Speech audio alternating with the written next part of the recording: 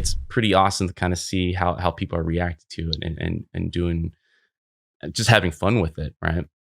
Hmm. My question is, and a lot of this is from recent talk, and I think it's very relevant to a Yeah. lot of students right now that are ready to kind of ditch last gen techniques because of Unreal Engine Hmm. 5, right?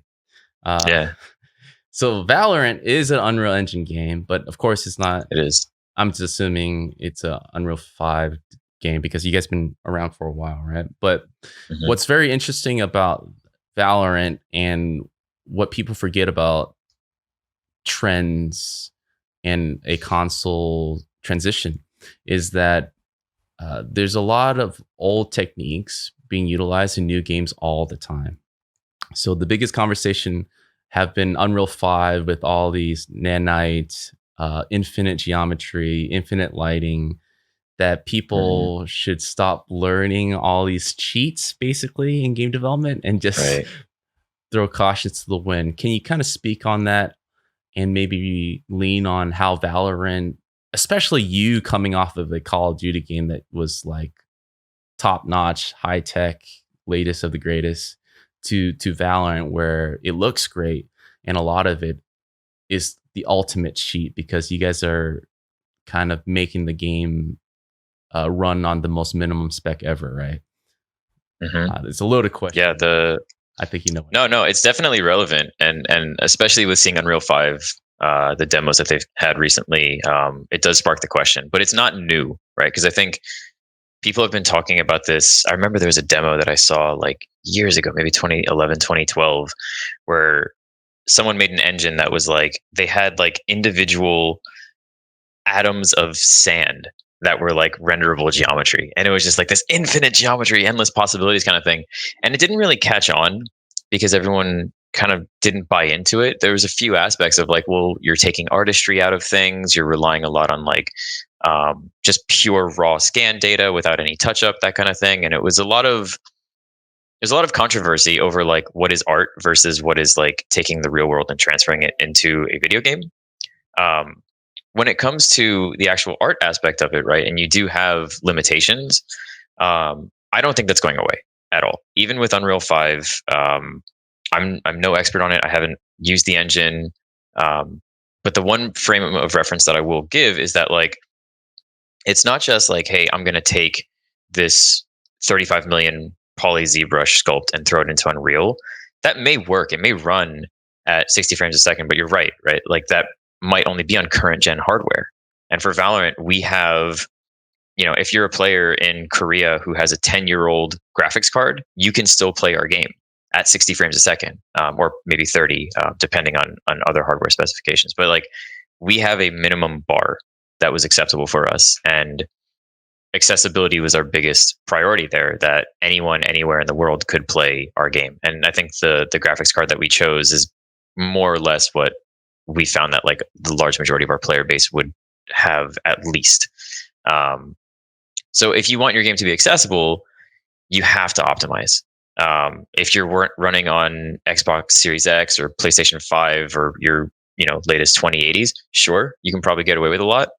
Um, but another aspect to consider, which I have no information about, it's just gut feeling, is you take a ZBrush sculpt, like I mentioned, that 35 million that Mike Kime did for the Epic demo for Unreal 5, and if you spit that file out from ZBrush, I can't imagine how many like maybe gigs that FBX would be, or OBJ, to pull into Unreal.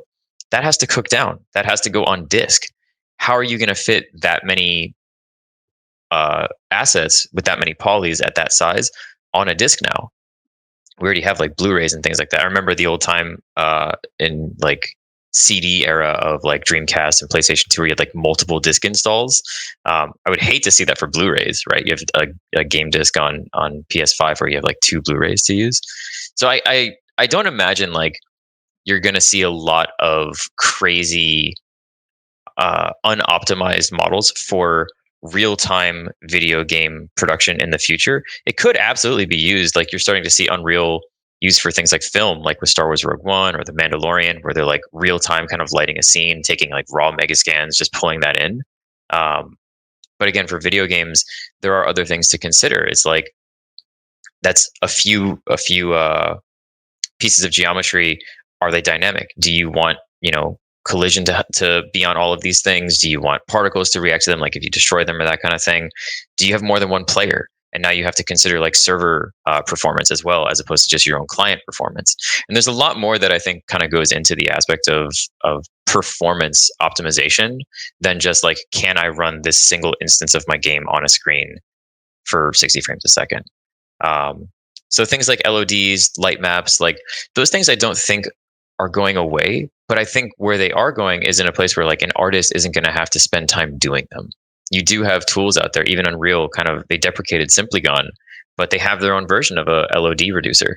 And so it's like, no one should have to spend their time, collapsing verts on a model to like make it performant. You should have algorithms and things that do that for you. Because number one, that's not art. That's just, it's technical limitations that you're constrained by as an artist. But then on the other aspect of it, not doing that stuff frees you up to focus on like the visual quality bar that you're sort of aiming for. So again, I think that stuff's really gonna stick around. You probably see a few hero assets here and there of like, hey, yeah, you know what? We did find a way to do this, but really geometry has just kind of been one of those things that for the most part hasn't been the biggest concern, in my opinion, where the next gen like takes the next leap. I think is with like virtual texturing, where you're able to actually stream in 2 to 4K textures no problem, similar to what like id Software used with their mega stamp, I think it was called, system, where you just had like unlimited texture resolution.